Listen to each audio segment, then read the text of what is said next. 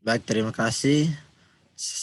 Nama saya Dionysius Indra Taulin, NRP 1603181102, akan mempresentasikan proyek saya yang berjudul Survei Kualitas Pelayanan Maskapai Penerbangan Citylink.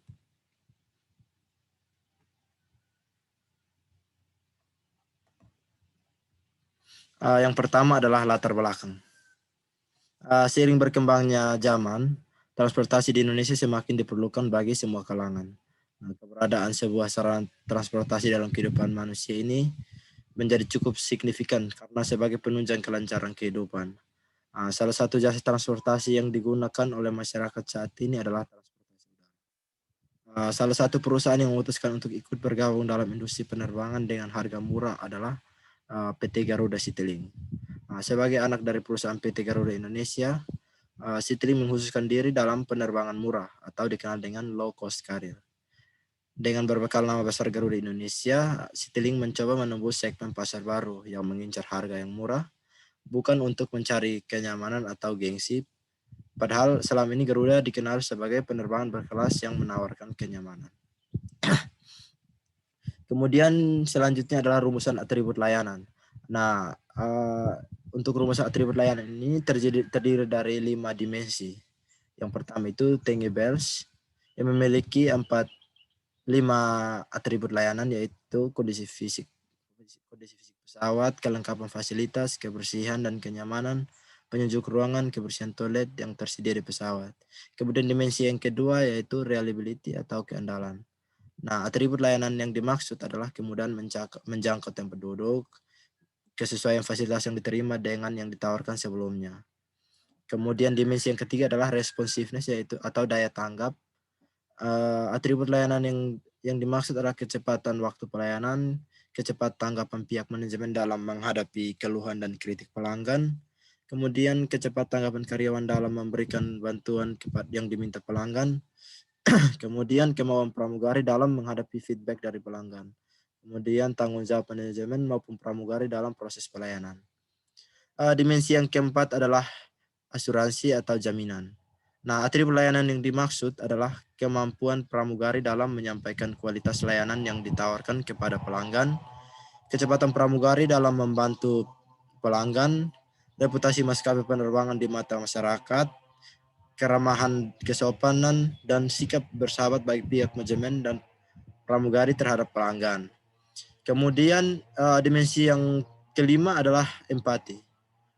Atribut layanan yang dimaksud adalah keamanan di pesawat, misalnya memastikan kendaraan dalam kondisi baik sebelum melakukan penerbangan.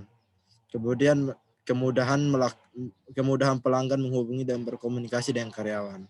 Kemudian kemudahan pelanggan berhubungan dan berkomunikasi dengan pihak manajemen. Kemudian kemudahan dalam melakukan administrasi.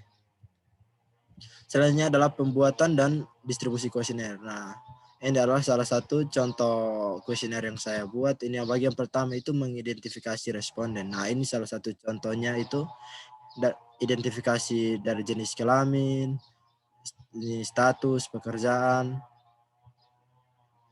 kemudian informasi-informasi mengenai maskapai penerbangan Citylink itu di bagian satu.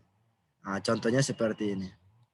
Kemudian bagian kedua itu mengidentifikasi persepsi dan harapan responden. Nah, ini contohnya ini yang satu ini tampilan ruang pesawat yang menarik. Ada musik, ada hiasan dinding, kemudian ada AC. Nah, ini adalah contoh bagian kedua dalam kuesioner saya. Bagian ketiga adalah identifikasi fungsional dan disfungsional layanan di maskapai penerbangan Citylink. Nah, ini bagian ketiga. Nah, salah satu contoh pertanyaannya itu diawali dengan pertanyaan bagaimana.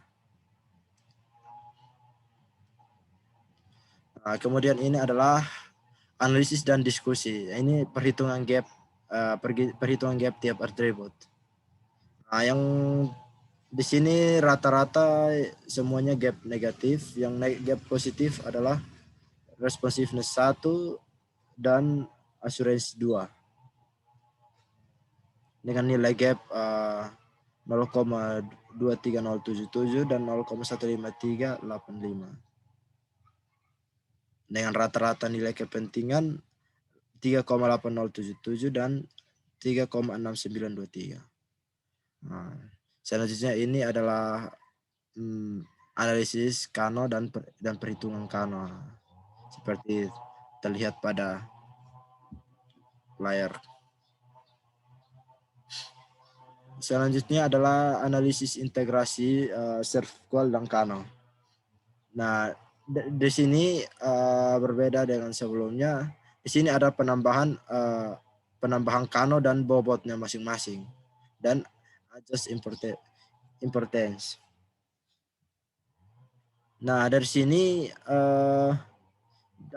dapat kita ketahui bahwa nilai atribut yang bernilai negatif terbesar akan dilakukan evaluasi untuk diadakan perbaikan. Nah, di sini yang menjadi pusat untuk diadakan perbaikan atau evaluasi yaitu tangible 1, reliability 1, reliability 2, dan empati 1. Nah, di sini mengapa perlu evaluasi? Karena terdapat nilai gap negatif yang sangat besar.